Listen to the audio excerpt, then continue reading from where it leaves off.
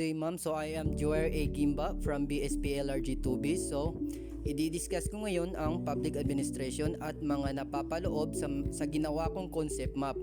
So, unahin ko ang public administration. So, ano nga ba ang public administration? Public administration is a field in which leaders serve communities to advance the common good and effect positive change.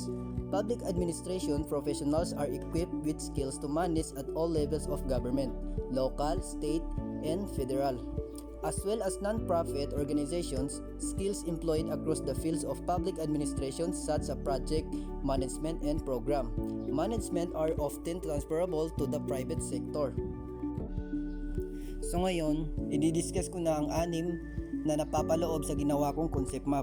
Uunahin ko na ang federal departments or agencies. So, federal departments or agencies are special government organizations set up for a specific purpose such as the management of resources or national security issues. Federal departments or agencies are key to regulate industries or practices that require close oversight or specialized expertise. A number of these organizations issue or guarantee securities such as stocks and bonds. Since agency bonds are less liquid than treasury bonds, they offer a slightly higher interest rate. So number 2 is non-profit organizations. So a non-profit organizations or NPO is one which is not driven by profit but by dedication to a given cause that is the target of all income beyond what it takes to run the organizations. Non-profit organizations are often used for trust, cooperatives, advocacy, charity, environmental, and religious group. Many but not all NPO have a paid staff in management positions. Almost all youth volunteers NPOs have no owners for surplus profits to go to, in any surplus after operating expense are used to further its goals instead of being distributed between members or employees of the organizations. For an NPO to qualify as a government recognized and tax exempt organization, it has to fulfill conditions set out by government agencies. In the United States, the RIS determines the validity and tax status of NPOs. Number 3 is educational institution. So what is educational institution? An educational institution is a place where peoples of different ages gain an education including preschools, childcare, primary elementary schools, secondary high schools, and universities. They provide a large variety of learning environments and learning space.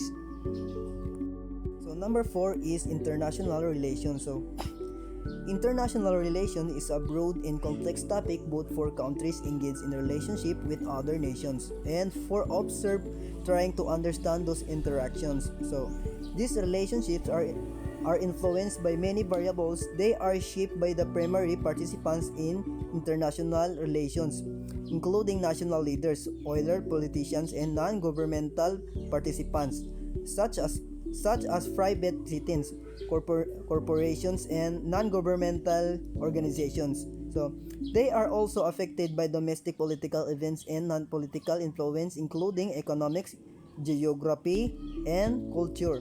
Despite all of these other influence, the primary focus of international relations is the interaction between nations. International relation is the study and practice of political relationships among the world's nations, especially their governments.